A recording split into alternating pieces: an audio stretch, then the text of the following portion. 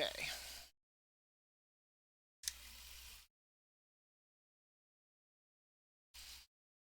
Thanks again for once again joining me today on the Path of Ascension Humility. We will be doing Master of the Path. We are going against Craven Corinth. So for this, we're going to come over here to our Soul Mirror. We come over here to Craven Corinth. We come down to Humility. During this, we cannot use any braziers or charms. So for this, we're going to be using Pelagos. And what we're going to do is we are going to take the Ring of Warding. This way, what it's going to do is it's going to allow us to basically bounce him off of us, so that way he can't get close to us, allowing us to keep our shield for Confront Memories. So the way this boss works is his first ability is Fan of Desolation. So he'll, of course, teleport here to the center. He does lines of blood that extend outwards from him. The first two casts will have dead zones in between them, so you want to get to the safe zones.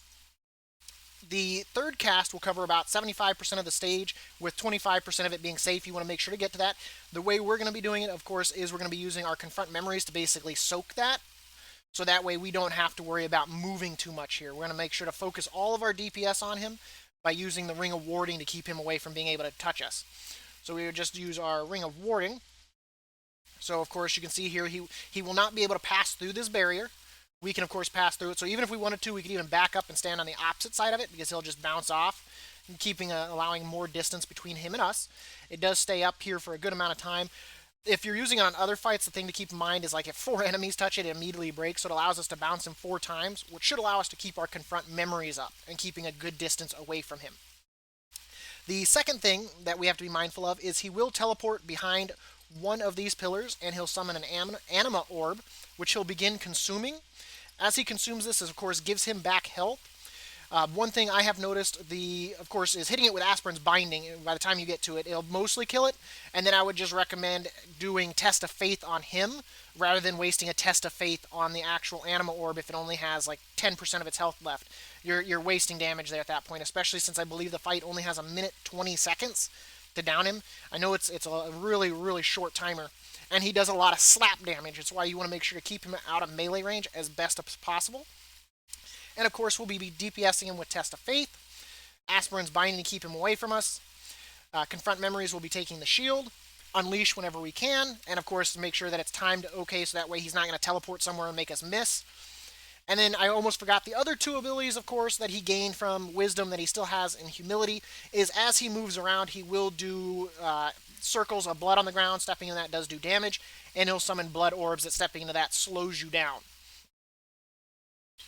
So I'm going to go ahead and ring the bell, and just like you, make sure you do the same as well, so you can get notifications when I put out new content. Also, make sure to leave a like, leave a comment, and follow me or subscribe if you're watching on YouTube or Twitch. On Twitch, you can find me under the_Dab86.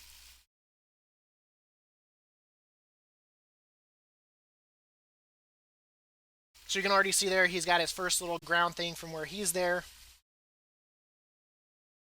And that is, of course, due to the Tis But a Scratch. Let's try this again. We'll get this.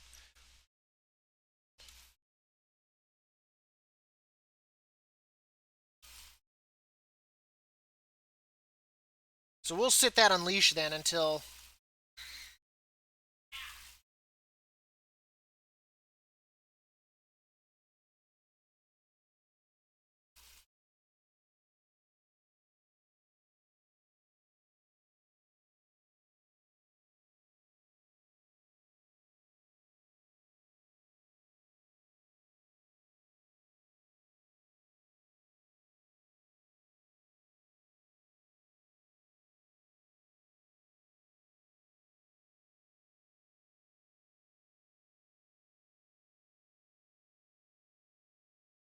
I should have turned that around.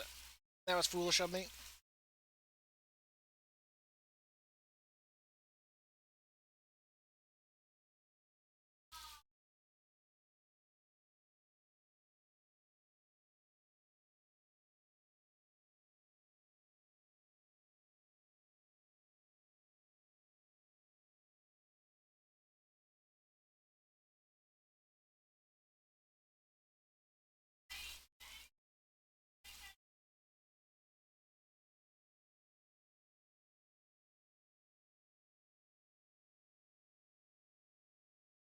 There we go.